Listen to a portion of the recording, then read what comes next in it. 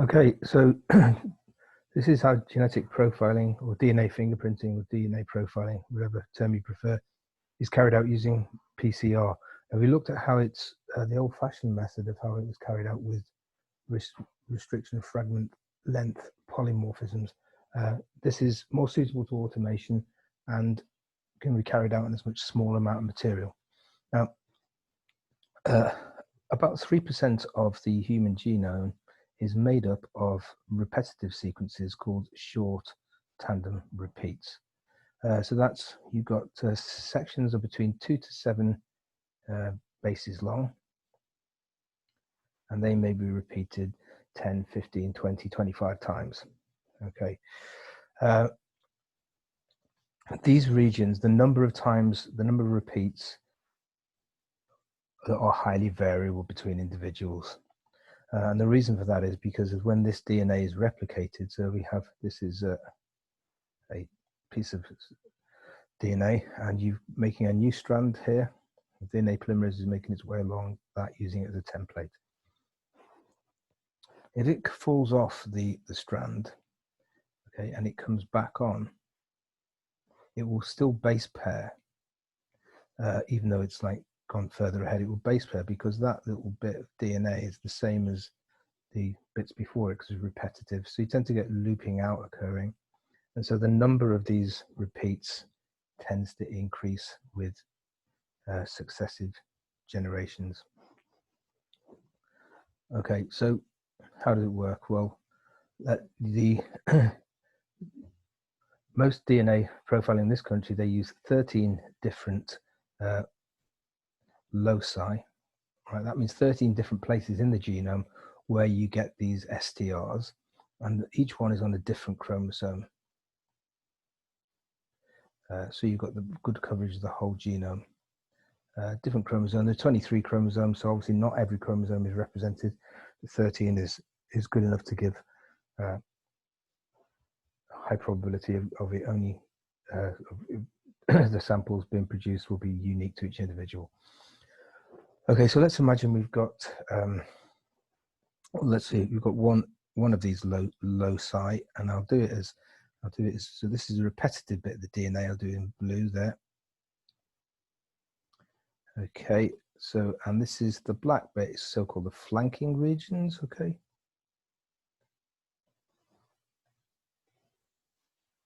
And let's say this is 1, 2, 3, 4, 5, 6, 7, 9, 10, 11, 12, 13. So we've got 13 repeats on that particular bit of DNA.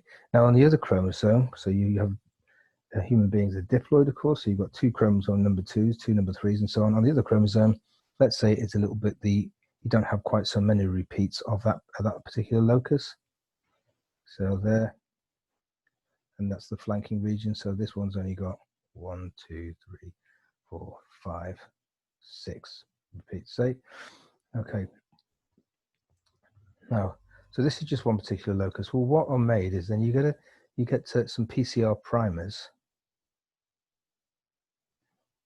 And if you remember what they are oligo sequences, oligonucleotide sequences, maybe 20, 25 long bases. And they're complementary to this bit of the DNA here. So I'll just draw that. That's representing my primer. So it will only, I haven't drawn like 25 bases on that. We're just drawing about 6, but you get the idea. And then you also need a reverse primer, which will recognize the other end here. Okay, so what happens during you add the primers, and by the way, these primers have been they're labeled with a blue fluorescent substance. There are many different colors you can get. Right, I've said this one is going to be blue. So the primers are all got a blue substance. When you shine UV light on it, it gives out blue light. So let's see what happens in the first round of replication. So the primer is going to start off there, and using the other strand as a template, it's going to synthesize a new piece of DNA, which I've drawn in yellow there, and then it will stop, okay? And then the reverse primer is here, Okay, it always goes in the 5' to 3' direction. So using the other strand as a template, it will then, the polymerase goes that way. Okay, so you're going to get a copy of the DNA made in that way. And most importantly, it's labeled with got these blue labels on the end, okay, the primers. So they're going to be colored. Now then, in the PCR, it's heated up. What happens is these two strands separate, and then they act as templates for the next round. And so you go from 2 strands to 4 strands, and then again to 8 strands to 16, multiple cycles of PCR. So the amount of DNA you've got has been amplified. And you can see that this DNA, you know,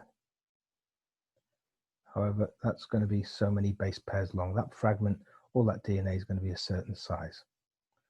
Right, let's see what's going to happen to the other piece of DNA from the other homologous chromosome. So you're going to get the blue primers again once more, and it will use the strand as a template, and it will go like that. Okay, and then the primer, the reverse primer, will base pair to that end, and it will make a copy of that. So this time you've made a smaller piece of DNA, right?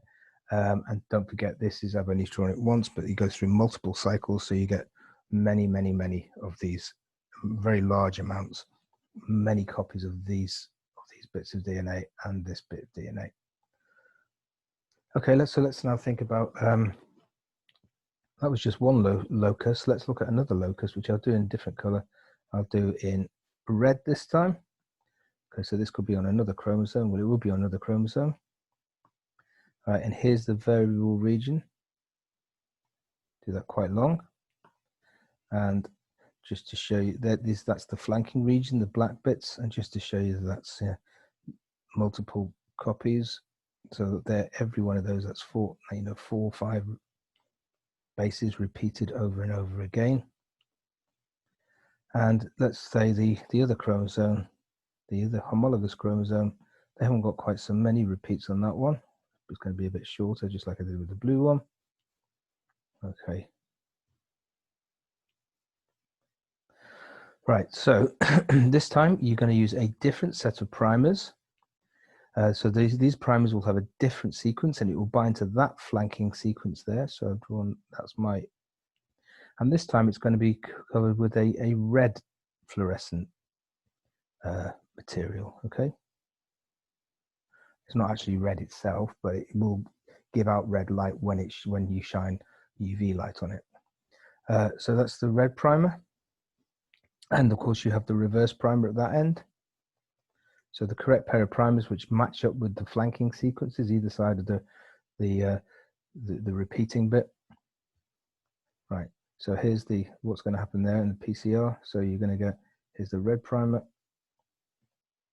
for this top chromosome, and it's going to make use the DNA as a template, and you're going to get quite a long piece. And then the reverse primer will hydrogen bond to that end, and the PCR polymerase, the Taq polymerase, will then make a copy of that strand of DNA. So you made one copy, and of course then you heat it up to separate the 2 strands.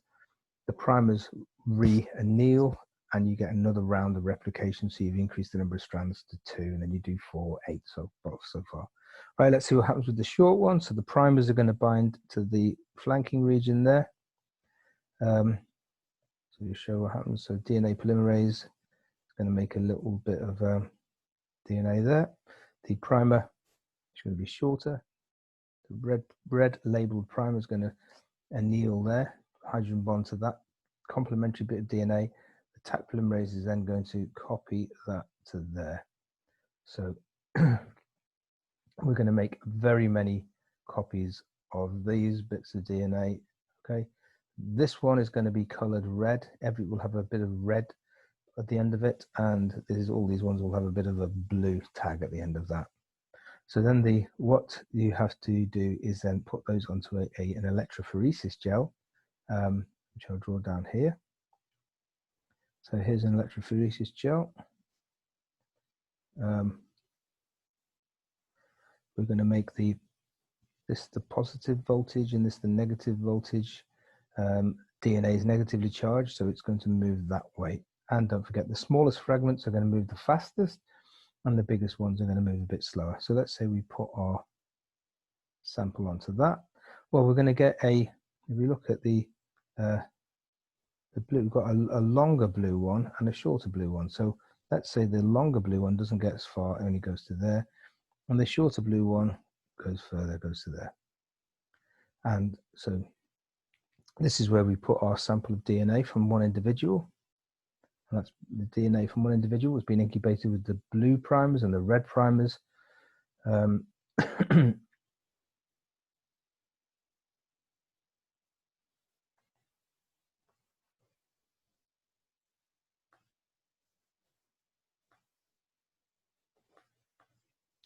Sorry about that.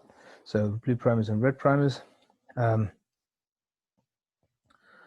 So the reds are going to be, so you get a short one there, which will travel a long way, and the longer red one won't travel quite as far. Let's say it goes there. So we've got 2 red bands and 2 blue bands because we've looked at 2 different loci from the DNA of one person. Right, let's say we do in the next well in the electrophoresis. So let's say we put in the DNA of another person. All right, so that one, let's say that they have produced 2 sort of red fragments which are similar in size. Okay, sort of both medium size, and then let's say that the blue one, you get 2 very long ones. Now you can see, right, so this is going to be a different individual. Let's call this person number 1 and this one number 2. Well, you can see that those 2 people produce different patterns because they have different numbers of these STRs, short tandem repeats. Okay, so it is a possibility, of course, that you could put a 3rd sample there, and you might find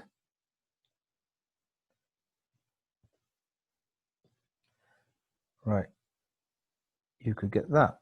Now it looks like number 1 and number 3 have identical DNA. Well, they are the same, but only at those 2 loci. And of course, they said you don't actually do it on 2 loci, you do it on 13 loci. So you need 13 different sets of primers of 13 different colors. And so you're going to get, rather than the simple pattern I've shown you with only 2 primers, you're going to get you're going to get 26 different bands, aren't you? Because each loci is going to give you 2 bands because you're a diploid individual. You've got 2 homologous chromosomes and so forth. So if you've got 13 different, you're going to get 13 different bands, and they're going to be in different places for different people. Right. Just to say how this this is all set up for automation. Usually it's not done on a traditional electrophoresis gel. It's done on a capillary electrophoresis. So you have a capillary tube, and then you have your positive voltage there and your negative voltage there.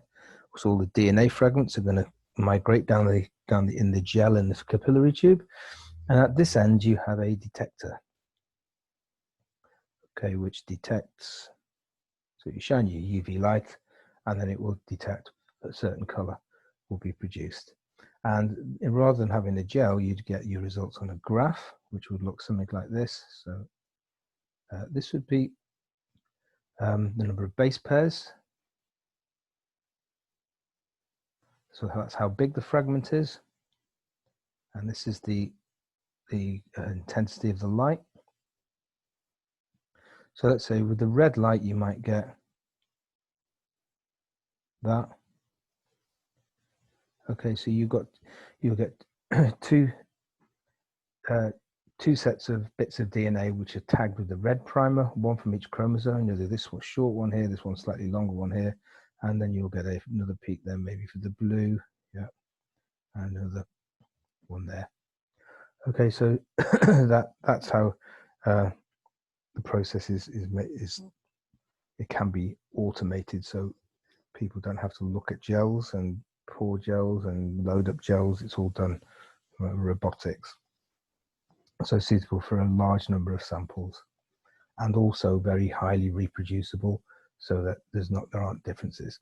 I should also say as well, but if you look at these gels, they'd also be into these yellow bands, and what these yellow bands are bits of DNA of known length, and from those you can work out the length of the red and the blue fragments. So before the sample's put in, it's a bit of fragments of DNA, all different lengths. So you may have 50 bases, 100 bases, 150, and so on. Actually, it'd be the way around, wouldn't it? Because the short ones would be at the top, so it'd be 50. As the longer fragments actually take longer to move through the gel. Okay, so let's let's just have a look at some little bit of probability about what's going on here. Okay, so let's say we have got, I'll draw it as a gel, and let's say we have got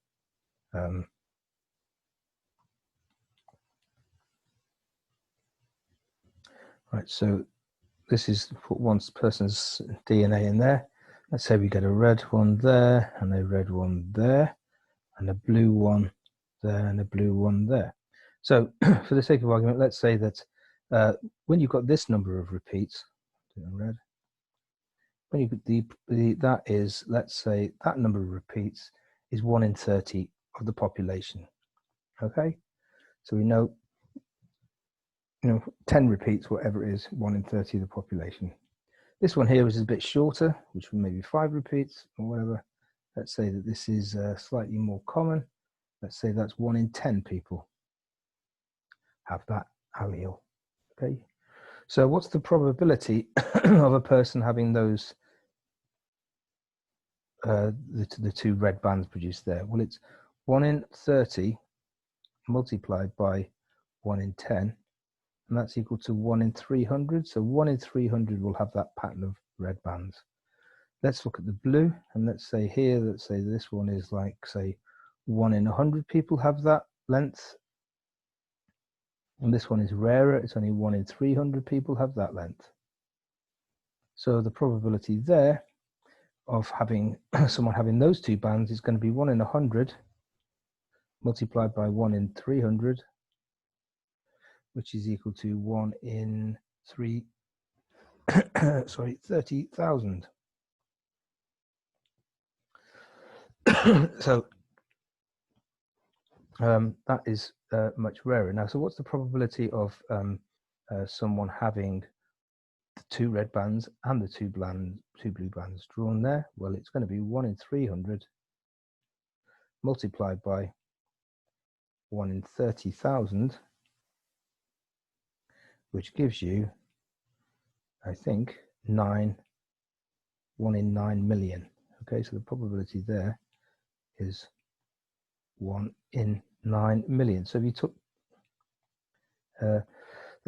took a person at random, the chances that they'd show that pattern of DNA would be 1 in 9 million. And again, that's only with 2 alleles there, 2 different loci, and typically this is carried out with 13 different loci. So you can see the probability becomes vanishingly small that you're going to get 2 people's DNA that produce the same pattern of colored bands. Okay, so just to put these STRs in context, because they sound a little bit mysterious, but just to try and think, well, where are they?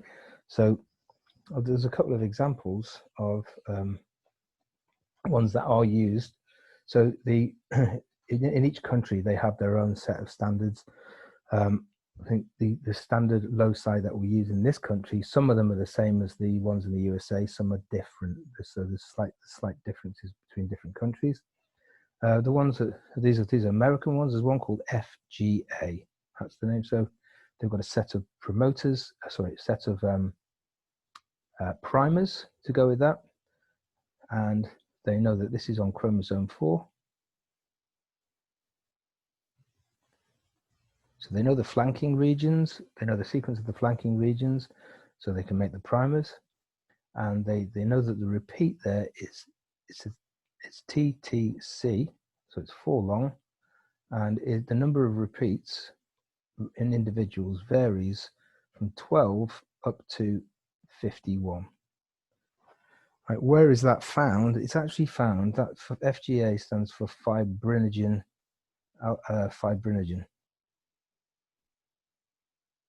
which is a protein in your blood, which turns into fibrin when your blood clots. So everyone's got that.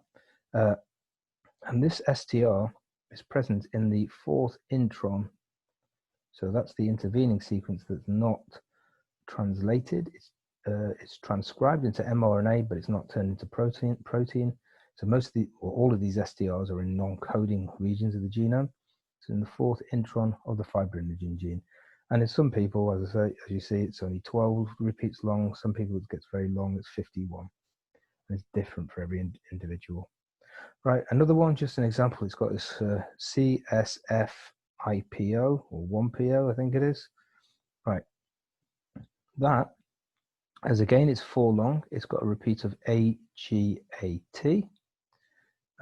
It's got a number of repeats, it's a bit smaller than the other one, it's between 5 to 16.